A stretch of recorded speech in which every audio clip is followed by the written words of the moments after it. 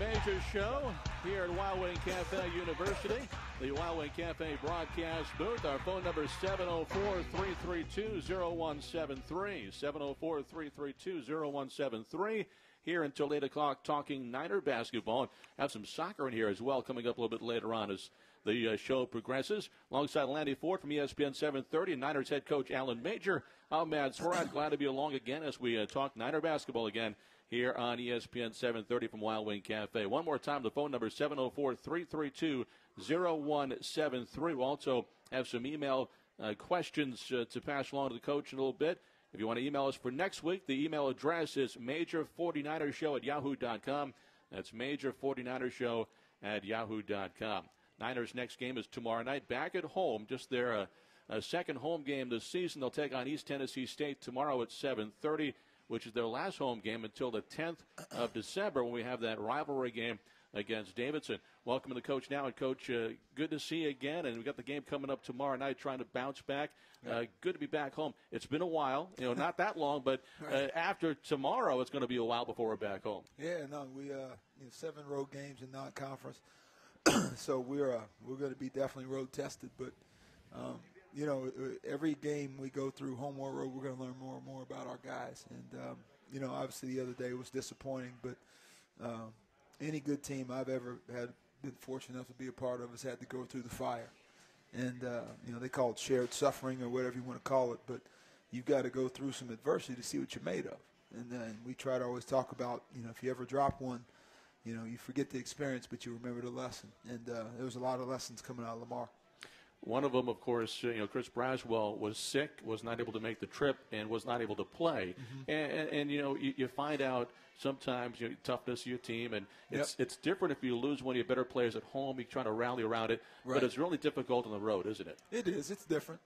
Lamar had dropped an overtime game, a few days. They played the same night we did last week, and we won a double overtime game the same night they lost an overtime game. So we were going on the road, and they were coming home. So, to put it bluntly, they had a little bit more desperation than we did, and that's a good lesson because when you go on the road, the other guy is always going to feel more comfortable, and you got to not only match what he's going to bring, you got to find a way to exceed what he's going to bring. And, single-digit game there with 8 minutes to go and you're in striking distance, and they found a way to draw back and find a little bit more energy than we did. So, for our guys that haven't experienced that, it's a good lesson.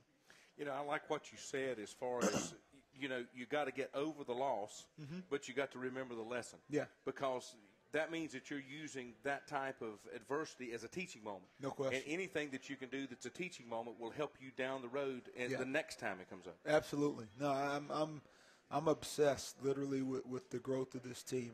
Trust me. And I look up and down our schedule every other day, and I want to win every one of them. Don't get me wrong. I want to win every one of them in the worst way, but at the same time, when a team is young, they look at games. Kids look at it differently than coaches. We're thinking growth and development, and kids think outcomes. If we win, we're good. If we lose, then we're not any good. That's how kids think, and that's everywhere. Short-sighted. And yeah, exactly. So, we're trying to take it a step further in that, if you win, what can you learn from it? Because you may not be as good as you think. And if you lose, what can you gain from it? Because you may not have played as bad as you thought. So you can draw from everything you go through, and that's what we're trying to do with these guys.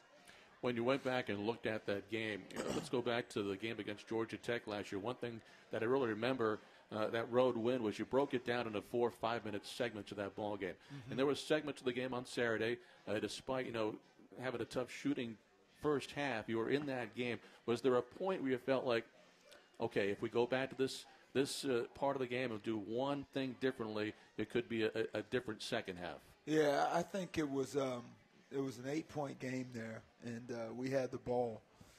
And, we come down and we didn't execute a particular action that we wanted to execute the right way. And we had just made a 3. Had gone and got a stop. We come down. It's an 8-point game.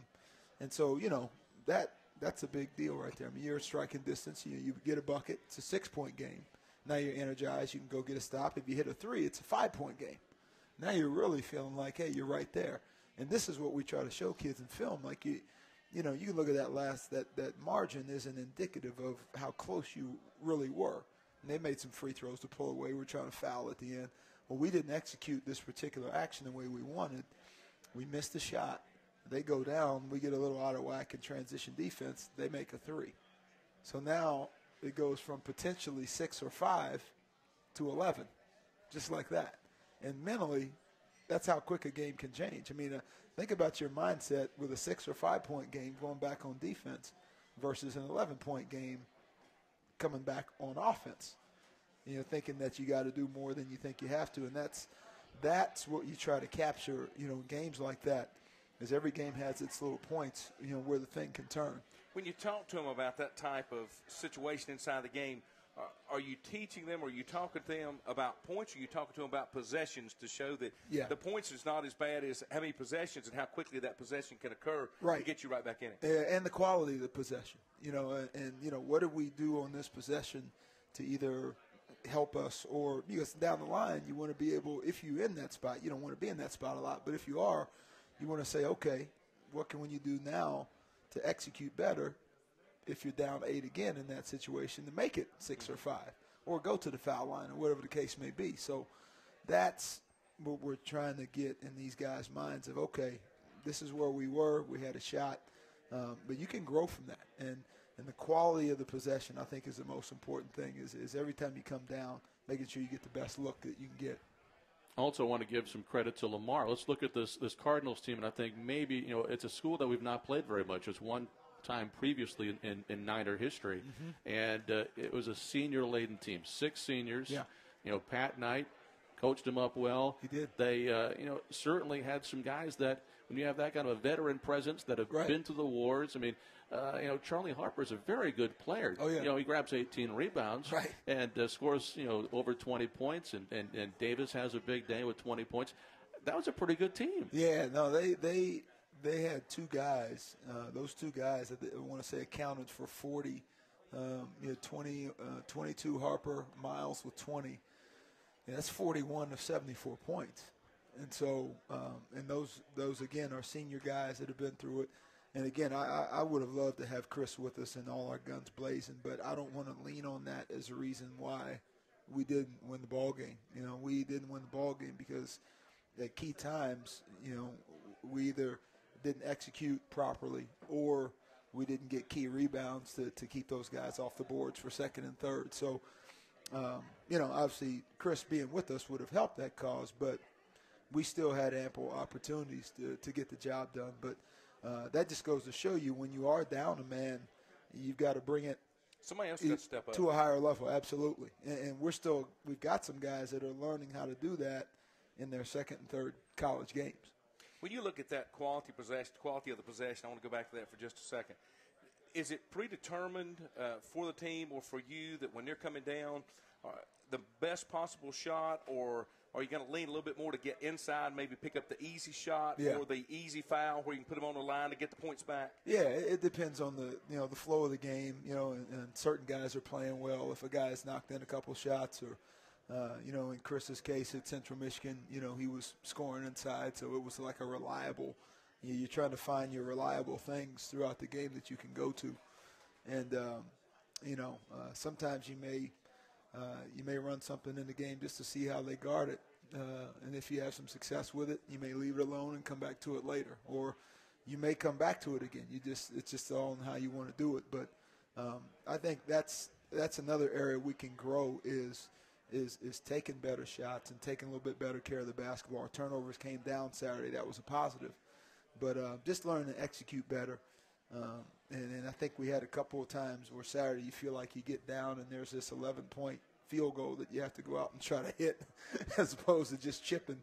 But that's usually what happens when you're young, is you feel like you got to get it back right away, and you don't always have to do that. Coach, let's go to some of the email questions from the Alumni Association Weekly email segment. Again, you can email us for next week's show. We're all set for today at major49ershow@yahoo.com.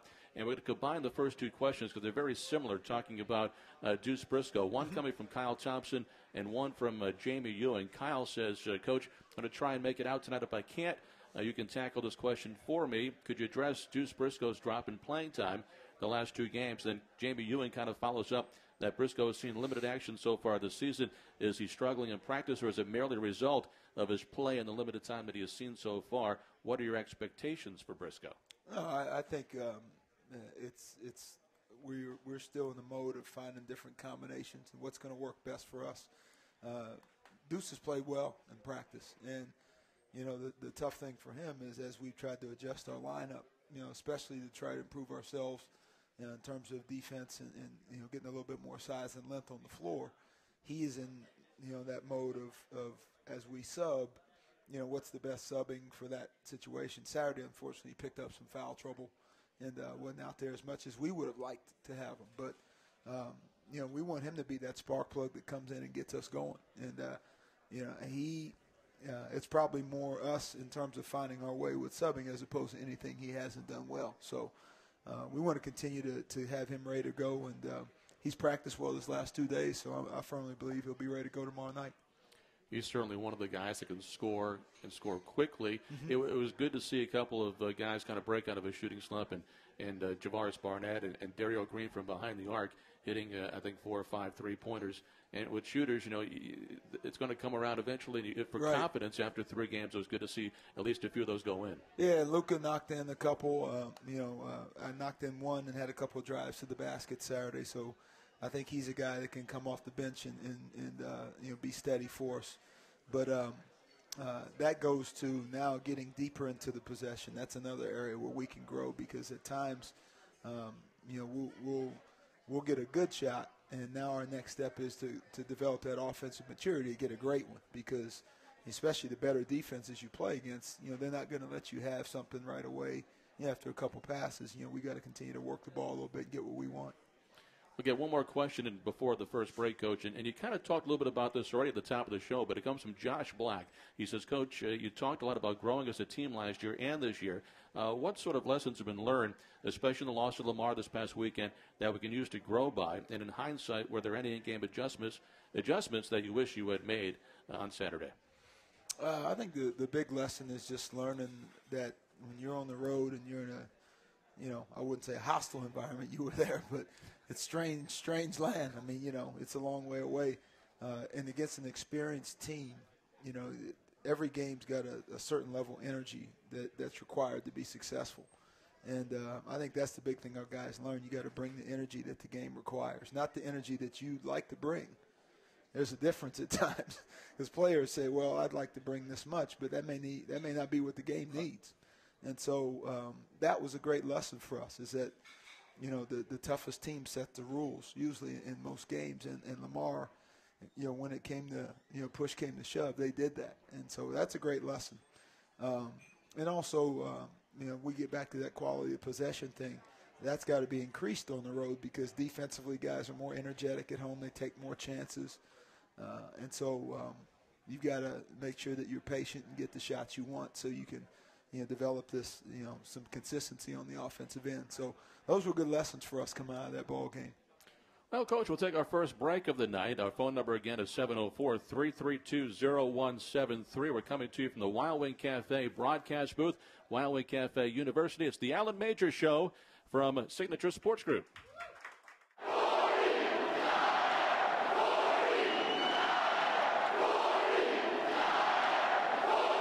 Welcome back to the Alan Major Show here from Wild Wing Cafe, the Wild Wing Cafe broadcast booth. Our phone number is 704-332-0173 with the Niners head coach Alan Major alongside Landy Ford. I'm Matt Swarat. Don't forget, tomorrow night the Niners are back in action at home, 7:30 tip time at Halton Arena. They take on East Tennessee State. And we'll talk more about the Buccaneers later on, but one quick note about East Tennessee State. The last time we played them, Keith Mr. Jennings played for East Tennessee State back, I believe, in 1991. The game was played in the old mine shaft on campus, tipped off at midnight on ESPN. We had Jarvis Lang, Henry Williams. It was a great matchup. I told Tom Whitestone earlier, it was about 110 degrees inside that building. It was unbelievable. That was a great environment for a college basketball game. You know what? I've been tossing this around, and then I may get hit upside the head by somebody if I don't let it go, but I would love to play a game back up there. Now, I don't know if the fire marshal would, we might get arrested for trying to put seats in there or something, but I absolutely love that building. And, our guys still play pickup ball up there. We'll still do spring workouts up there from time to time. And I don't ever want our guys to forget that that's a basketball museum, in terms of the history of that place. And what those guys did up there allow us to have what we have now. So, but I think it would be great, to get a throwback game up there and have a lot of the old greats come back and announce them and let them sit right down in front. And bring back the old tight shorts or something. Probably half our team would transfer if we did that. I don't know if you want any part of that. We'd probably lose everybody, but no, I'd bring back the afro with Jackie Moon. We'll throw back deal going on, but have some fun with it. Coach, let's take a look at some of the last two games, the Bojangles bow time, the impact on the Central Michigan double overtime win, and the Lamar game. Let's go back to the Central Michigan game. What point in that game, the overtime, you stay with your five starters. They played really well in those two overtimes, and, Dario had a couple of big baskets in the overtime. Chris Braswell played well. What did you take from that game? That if you're tough enough that you can dig it out. And, what's funny about that, I don't know if we talked about this last week on the show about being 3 stops better. That we talked to the guys about how your field goal percentage defense can change if you just have 3 more stops. Well, what's funny, the statistics, Central Michigan was 26 for 73 from the field. We were 26 of 70. So you won the game because you were 3 stops better. And that we basically came back the next day and told the guys, like, look, that there's some merit. When we tell you numbers, we just don't tell you numbers to try to impress you and throw numbers around. I was probably the worst in math of, anybody in history. But I do know numbers don't lie. And when you look at your own numbers, it always reflects your performance. And you can use your past numbers to improve your future performance. But that was the big thing out of Central Michigan is that, if you dig in and you get key stops when you need them, that can turn a game for you. Well, and you look at it, when you look at statistics, you can break it down to where the goals that you've set are really quite small. Yeah. And when you look at the whole picture. Exactly. So breaking it down to where if you just make this little bit of difference, it will have a huge impact on the whole game. Absolutely. And we have a series of goals that we basically read off to the guys each game on both sides of the ball. And those things reflect, how we perform. And so as a result, you're trying to develop, as we talked about, this consistency of performance. And when you get off your path, you can kind of go back and say, okay, we didn't do this well on both sides of the ball. But that's the beauty of numbers. Numbers don't lie to you. No. Well, Coach, now the Time Warner Cable stat stuffer, you look at the win against Central Michigan, you look at the loss against Lamar, and one stat that always jumps off the page when you win or you lose is rebounding, and did a real nice job. You had done the first couple of games, and there was reasons for the Lamar game why it was the way it was, but certainly rebounding was the key. Yeah, they really got after us on the glass. It was a combination of offensively, they send a lot of guys, send 4 guys at times to the boards, and so that's the toughness aspect that we've got to continue to improve at. But I think the bigger one was their defensive rebounding, and some of that was that we didn't shoot the ball as well as we would have liked to. So when you don't shoot the ball well, they have a chance to get more defensive rebounds.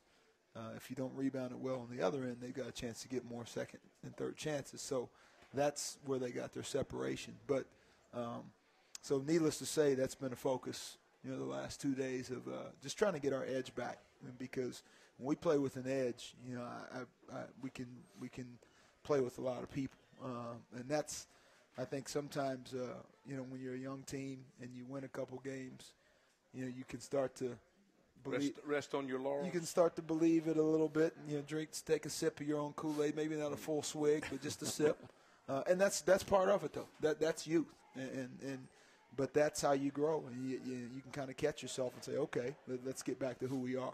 You have to be careful that you don't start reading your own press clippings. Exactly. No, and that's all part of being in college. As players, you should enjoy that to a certain degree. If you play a game, you play well, and your friends see you on campus or kids see you in the dorms.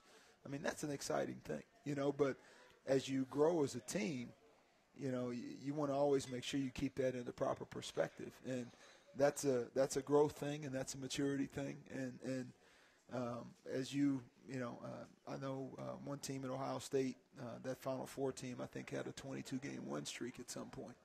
And literally, we were our own opponent. That's what we talked about. I mean, it became less about the other team because it takes a life of its own. You were fighting the distractions. You're fighting the media. You're competing against. If you can conquer that, you felt like game night, you'd be okay. But so that's all part of growing up as a team is just learn how to keep winning and losing in the right perspective. You talk about the youth of the team, and one thing, when you look at some of the younger guys, one of the strengths of your team a year ago was stepping to the free throw line and knocking those down. And with the younger guys right now, there's been some struggles. Right. Is there ever, concern just with their confidence? Just, it's just like you shot them in high school. It's just like you shoot them in the backyard. Yeah. But sometimes you get out there, it's no further away, but it seems like a whole world further away when you're in a different building, in a bigger building, and there's a game on the line. Yeah, free throws are mental. They're mental, and it's a combination of shooting more of them, taking time on your own, shooting more of them. But it's a mental thing. When you step up there, you want to have a clear head. You got your routine. Some guys, it's 3 dribbles, deep breath, shoot. Sometimes it's, flip the ball, let it spin, bounce it, set your knees, shoot. I mean, every guy's got his own little thing. And it's just like hitters in baseball. Those guys step in the box and, they got, wristband, hat, shirt, dig in, dirt, boom. And so free throws should be the same thing. You step in and you relax. And sometimes the heat of the battle and the heat of the game can get to you a little bit, and you feel like you got to press a little bit. We'll shoot those better as time wears on because we're going to shoot more of them. We're getting there plenty. We just got to knock them in. Well, Coach, let's go back to our email segment brought to us by the Alumni Association weekly email bag. Our email address, major49ershow@yahoo.com. This one comes from Aaron Gransur, and it's about Chris Braswell. It says, Coach, I've got 3 questions. First of all, has Braswell recovered from his illness? Is he cleared to go tomorrow night? That's technically 2 right there. Or is this classified information? That's actually the 3rd, but he's got 2 more. Number 2. Press conference. Did the loss of Braswell really hurt that much in our loss against Lamar? And number 3, what have you addressed with the team following the loss to Lamar? I'll let you have that. So you can that's just so you could remember everything? No. Outline for him. Ari Fleischer on this one here. He was able to practice yesterday and today, so I think he'll be ready to go tomorrow. I don't foresee anything keeping him out. We'll have to maybe watch his minutes. I think when you get what he had, which I still don't know, but it was pretty nasty, you get dehydrated. And so as a ball player, that's the last thing you want because you're always sweating. But I think he'll be ready to go. We missed him at Lamar, but I think we mentioned earlier, I'm not going to use that as a crutch. As a matter of fact, it gave us as a staff a chance to say, hey, we can be a man down and still have chances to win ball games, and here's why. Obviously, would he increase our chances? Yeah, but we're not going to lean on that.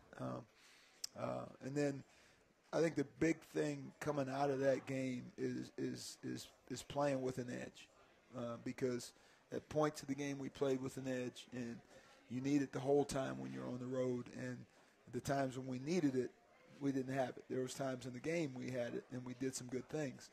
But, you want that to be the price of admission, being that team that has that exceptional effort on defense. And you want exceptional, and what we're trying to do with our guys is get that exceptional effort to be the norm. So now when you need exceptional, you don't have to roust yourself up and get it. You're just going to do what you've been doing every single day. So that's all part of habit building with us right now. Coach, also things you can't simulate really in practice at game speed. Ilya Ivankovic got to play a little bit. Mike Thorne got to play a little bit. But, going inside against Osa Epawani, here's a guy that certainly at 6'11", he was able to dictate the middle of the paint at 6 block shots. Those guys, it's a learning experience getting out there. Other guys, too, in the game. That's something you really can't simulate in practice. A guy that can get back there. You think you got a close little short shot at the basket, he's going to swat it away. That was a learning experience. Yeah, no, he's a game changer. I mean, that guy, short of putting the broomstick, on top of our own rims here before you go. I mean, that's the only way you could simulate it. But he helped change the game because sometimes, it's not the ones that he blocks. It's the readjustments or the rearrangements, or I even call them reconsiderations. You know, when you go in there and you see him and you go somewhere else. So it's in the back of your mind when you make that next play. It is. No, I mean, I was fortunate enough to sit on the bench and watch Greg Oden do it. And, you know, he might have 3 blocks, but he would affect 10 shots. Even if he only blocked 3, it's the other 7. It's kind of like, you know, with a quarterback, you know, they chart rushes and hurries. And even if it's not a sack, you know, you're right there, and you made the guy do something he didn't want to do. So he was able to affect the game for them.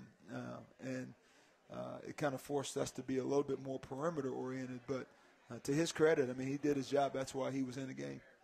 One last question before our next break. Richard McAvoy sends this one. Coach is a big fan of Terrence Williams and hopes to see you get more great players out of Charlotte each year. Loves the Sean Lester signing, too. He says, what do you see for TW in the near future? Is he more of a small forward, or can he handle the ball well enough to shoot it well enough to be counted on as an impact guard this season? Yeah, I'm excited about Terrence. I want him to continue to. He's shown that he can shoot the ball very well. His next thing is continuing to handle the ball and take care of the ball better to a level that now when you go into a game, even he has that confidence that he can, you know, break down the defense, get to the paint, make the right decision. And he's crossing that bridge now from not having to score when he's in the game, except, you know, with opportunity. Whereas in high school, that was his first, second, and third role is to put the ball in the basket. We want him to, but now when you don't have to do the things that you're always used to doing, and now you got other guys that you can play with that can also make plays, it's him continuing to get better at making that mid-range decision. But I'm excited about him. He's getting better. I mean, the good thing that I like is that the last 2 weeks of practice, he's starting to show not only more flashes, but those flashes aren't as far apart, if that makes sense. You know, because freshmen, they start out not knowing how to do it every day. It's just that's part of it. But what you like to see is that each day they show you a little bit more of being able to do it every day where they string it together. Yeah, that's that growing and getting comfortable with what their new role is in their new environment. Absolutely. And the biggest difference is like in high school, you know, you can pretty much pick and choose when you want to play hard. You know, you're going to be better than 85 to 90% of the guys you play against. So you kind of know you can pretty much go put the ball in the basket when you want. College is different. You know, a forearm shiver feels different. You know, when a guy blocks you out and knocks you out of bounds, it feels different. So, you know, all those guys are going through that right now. But I love it because they're starting to respond and be, you know, if they're on that white team at times in practice, they're starting to stick their chest out and compete a little harder, which is a good thing. Up against our next break, I want to tell you that the Stat Stuffer segment was brought to us by Time Warner Cable. Call Time Warner Cable today and save a bundle on TV, internet, and phone. Call 1-800-TW-CABLE today. We'll come back with our special guest. It is men's soccer coach Jeremy Gunn, and they're heading to the Sweet 16 of the NCAA soccer tournament this Sunday. So we'll step aside from basketball for a bit, talk soccer right after these messages. This is the Alan Major Show from Signature Sports Group.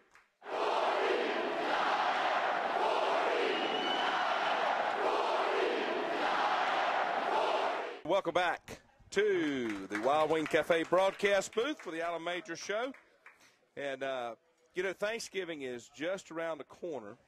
And as you can tell, my biggest memories in Thanksgiving is about the food because I haven't missed a whole lot. We have all the family come in. Everybody comes to our place. And my wife doesn't do the cooking, but we do supply the place. The mother-in-law does most of the cooking, but we wind up on Thanksgiving Day with 23, 24 people into the house. And then the meal goes quickly, and it kind of turns around, and then it becomes an afternoon of sports for the rest of the time, if you can stay awake after the big Thanksgiving meal. But you can imagine how that is, Matt. Yeah, in fact, one time when I was still in school at Jackson University, the JU basketball team played actually up in Rhode Island, so the whole team was up there, and some of the athletic folks came over to our house. It's kind of the same thing, had a whole bunch of people, so it was a lot of fun. Should be a good week. Going to be a nice week. Our player guest, not really a player guest yet. You want to play again, or you okay with just coaching? Certainly not basketball. Okay. No. It's Jeremy Gunn. He is the men's soccer coach here into the Sweet 16, and we're thank you for taking the time to join us. It's brought to you by Ortho Carolina. Ortho Carolina, you improved. And you guys are kind of taking it to the next level here. Be back at home here on Sunday night to play the next round. Yeah, we had a great couple of results last week, and now we're just looking forward to playing at home again, giving the seniors one more game at Transamerica Field, but also in the hunt for a national championship. When you looked at this season from the beginning, where did you of course, everybody wants to go as far as they can, but where did you realistically feel like you were at for this year and where you were at?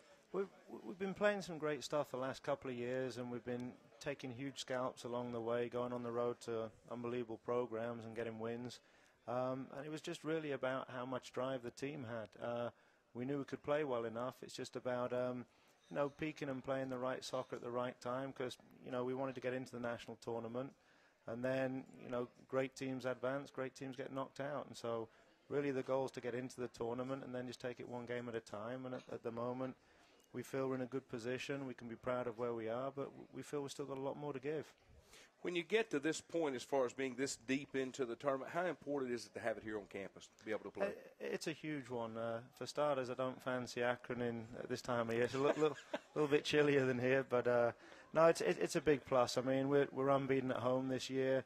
We played more games on the road than at home, so we're used to traveling and having to win games. But we feel great at home. We're in a position now where we just want to get out there in front of a great Charlotte crowd, and we want them cheering us on to another great victory, hopefully. Coach, you won your first one against Furman 3-1, came back, beat UAB on the road 3-1. Talk about the Blazer game where you scored a goal in the first minute, and that kind of got your momentum going and set the tone, didn't it? Yeah, when you score in, 45 seconds, so then it's right, okay, we've got 89 minutes to figure out how to stop Hold them on from to scoring. But, no, the great thing about the two tournament games this season so far, the attitude's been incredible. As far as the players, they've gone out with the right mindset. When you're in knockout games, you've got to go toe-to-toe with them, and you've got to be the aggressor. You've got to get stuck into your opponents. You've got to win that fight and then earn the right to play soccer. And I feel in both games we've gone up against teams outmatch us physically in certain capacities, but certainly we've been very, very strong defensively, and then meanwhile we've been playing some of the best attacking soccer we've played all year at this time. Got the game at home, of course, on Sunday. You had some tough elements to go through with the field at UAB, and they certainly mentioned how big they were, but that was not an easy one, was it? Yeah, it was tough. I mean, when they were setting up on set pieces, I thought their coach was throwing some of the basketball players in. A couple of our little guys were trying to sub on step ladders to be able to try and challenge them in the air. But they're a big, strong physical team. But we've got guys with great timing who are unbelievable athletes, and so they're not quite as tall as their players, but they certainly challenged well. And meanwhile, we're organised, we're disciplined, and we're always competing for everything in the air. And so, Furman were very direct against us, and we dealt with it well then. And then UAB again, especially when you're winning a game, the last few minutes of a game, they're always throwing everything at you and taking risks, and so it becomes pretty tough. But our players dealt with it really well, and even during those times, we just composed, we kept playing, and we kept looking to score more goals and run the clock down. And so I was just really proud with how we finished both games off. You said something last week that I thought was interesting, especially for fans that really don't know a lot about soccer.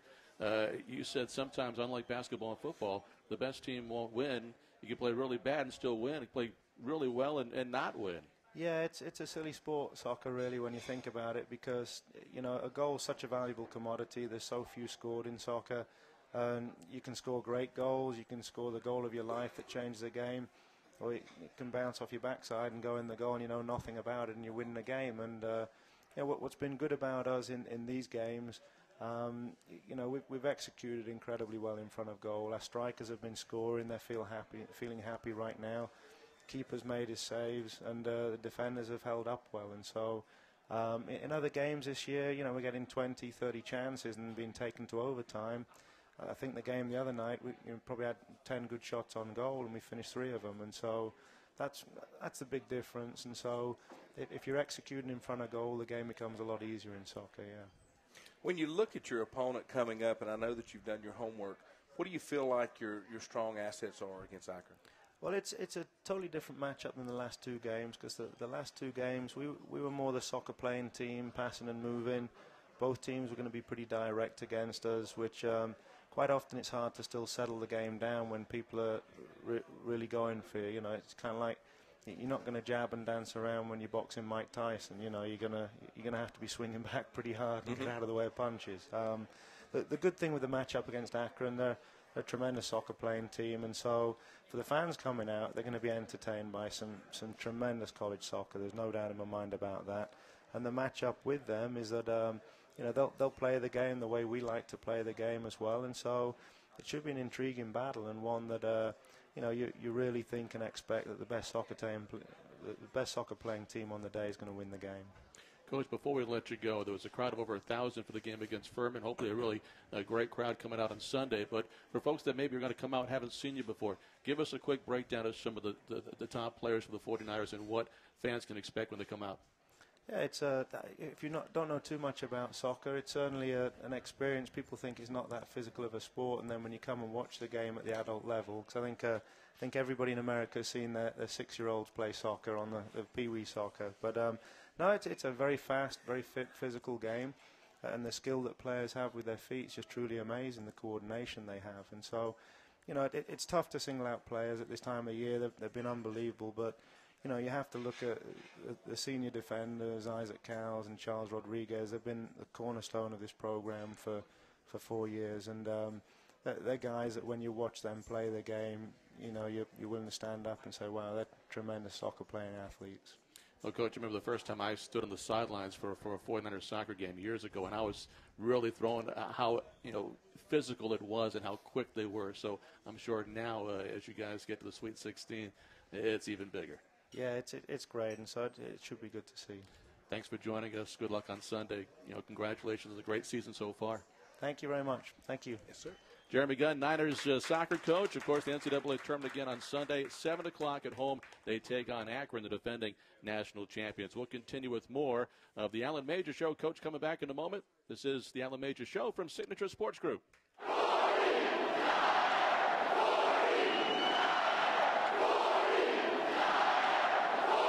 Welcome back to the Alan Major Show here at Wild Wing Cafe, the Wild Wing Cafe broadcast booth with Lanny Ford. I'm Matt Swerat alongside Niners head coach Alan Major. Wild Wing Cafe has added a new promotion this year, 10% off for all 49er fans before and after home games. It's the official hotspot for the Charlotte 49ers. Just show your ticket before the game or give them your ticket stub after the game for $10 off your entire order. And you can do that tomorrow night. The Niners home tomorrow night, 7:30 to take on the Buccaneers of East Tennessee State. Well, Coach, again, the phone number is 704-332-0173. Let's talk about the Buccaneers now. And used to be in the Southern Conference. And someone asked me a little while ago why they left the Southern Conference. They had dropped football, so they couldn't stay in that league without football. So they found a home in the Atlantic Sun. And last season won 24 games. But the A-Sun is a one-bid league. You don't win your tournament. You don't go to the NCAA. So they got upset in the tournament, but had a great year. Head coach Maury Bartow, who used to be at UAB when we used to be in the same conference together. So there is some familiarity. Yeah, absolutely. And that Bartow name, you know, the coaching blood runs deep in that family. And they're very well coached. They got a few starters back from last year. They're a little unique. You know, they'll play some press, and then they'll drop back the zone. And I would say their nature is to drive the ball as a team. You know, they don't shoot a ton of threes. They tend to try to operate inside the arc. But you know, they've got some multiple guys that can hurt you. You know, they've got a 6'6" point guard that's a little unique. You don't see that often. But he's kind of just a calm, you know, handles the ball. Will score if he needs to, but doesn't hunt shots. The kid Dubose can really score. He had 26 in their last game, I believe. You know, they got a big kid inside Brown who's capable, you know, really good, you know, kind of a reliable post player. So not overly deep, but very talented. Their top 7 are very good. When you look at the matchup for tomorrow night, you look at where you came from Lamar. Of course, one of the major spots has got to be on the glass. That's got to pick up to be able to compete, as they almost doubled you up on both sides of the floor. Right. Having Braz back will certainly add to that. Right. But some other guys have also got to step up as well. Yeah, we need, you know, JB and DeMario. I think those guys are reliable rebounders for us. And JB's been battling a hip, you know, issue that, you know, the JB that was at Central wasn't the JB that was with us Saturday. Wasn't quite himself. So, I think he'll be back in shape tomorrow night and be ready to go. But, rebounding is a function of keeping the ball out of the paint, because if people are able to penetrate and then they force two guys to have to commit to help and stopping the ball. Well, whenever you have two guys committed to the ball, now your rebounding numbers are mismatched, because if you have two guys on the ball, you've got three guys, and then they've got four roaming around. So it's kind of like in football. Whenever the quarterback can run, it's like an even deal. So that's right. Whenever it's not, if a quarterback's just a drop back guy, defense is always in the advantage because you're +1, that way. So you try to make it, if you can keep guys out of the paint, now they got to shoot over you. And now that improves your rebounding position. So positioning is as much as just the tenacity of going to get it. But definitely that's been addressed the last couple of days.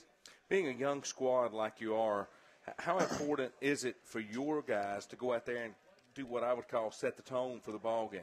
Yeah, very important. I think that's the key. And maintain it. That's the next key. I think you want to set it in terms of coming out and having tremendous energy. Doing what we want to do early on both sides of the ball to establish that pattern of play, but then also maintaining that and getting to that point where, we don't have a drop-off. And if we do, we can catch ourselves and get right back on track again. Coach, we got one last break to get in. We'll do that right now. We'll come back with the final segment. Our phone number is 704-332-0173. It is the Alan Major Show from Signature Sports Group.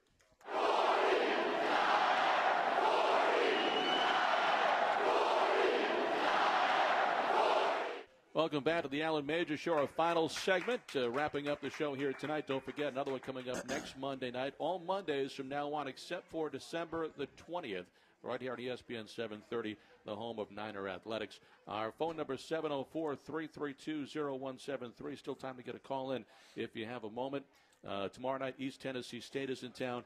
Niners' next home game after tomorrow is December the 10th. So if you haven't seen them yet, you don't have a lot of time in terms of getting out there tomorrow night. Hope to see you with a good crowd tomorrow night before Thanksgiving. And, a lot of folks have a short week, so it'd be really nice to break up your time at home, Coach, to come out and watch a ball game tomorrow night. Yeah, let's hope so. I know hopefully we still get some students around. I know when it's, Turkey week, you might get some kids that jet out early or make a decision on class attendance tomorrow and jet or out. Professors making a decision on class right, attendance. There you go. Yeah, that too.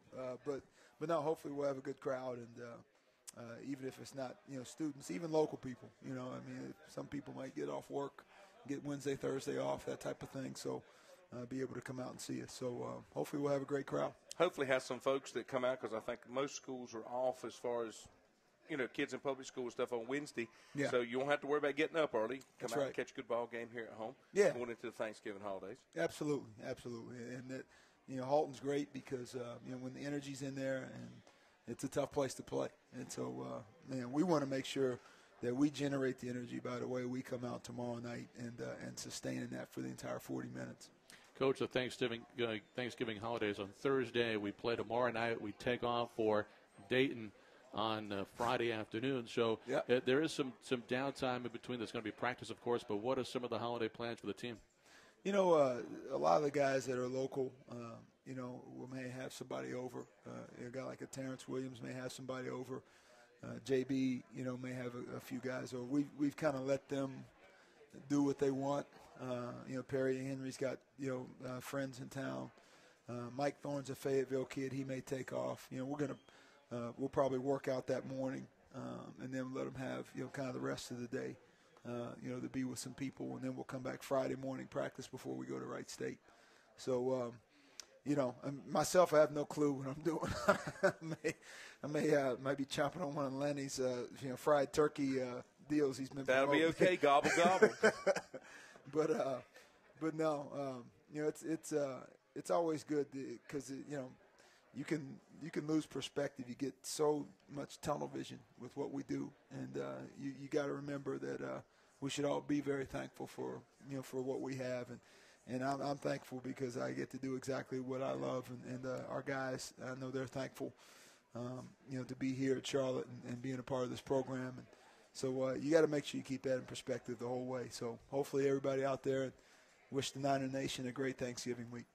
As we're closing out, Coach, talk about, I believe you had another signee. Did I not get an email on that? Correct. Willie Clayton. Yes. Willie Clayton is official. He's from Thomasville, Georgia. 6'7" power forward, highly energetic kid. Very excited about him. He's a terrific rebounder, almost probably maybe wanted to fly him into Lamar if we could have used him early.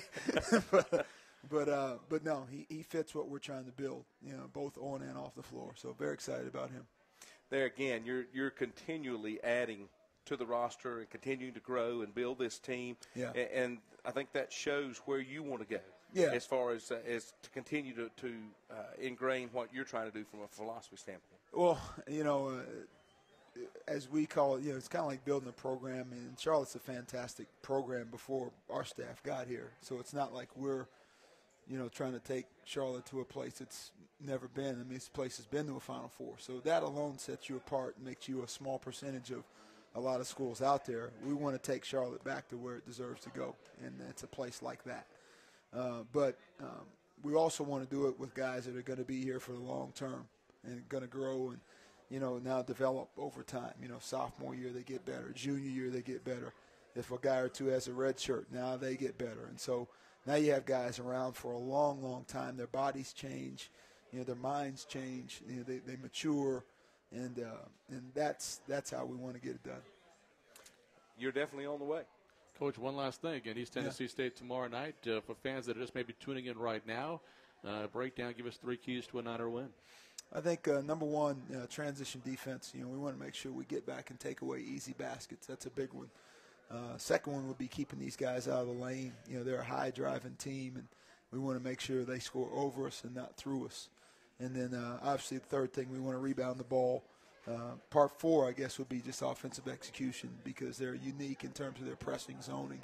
So we want to make sure after we rebound the ball that we go down and get what we want on the other end. Coach, thanks for another great show, Matt Swarad. And we'll all do it again tomorrow night about the same time. And hopefully the result will be what we want is cheering the 49ers on to victory. Thanks, guys. Happy Thanks, Thanksgiving guys. to you, too. Have a great Thanksgiving, everybody. We'll see you here next week.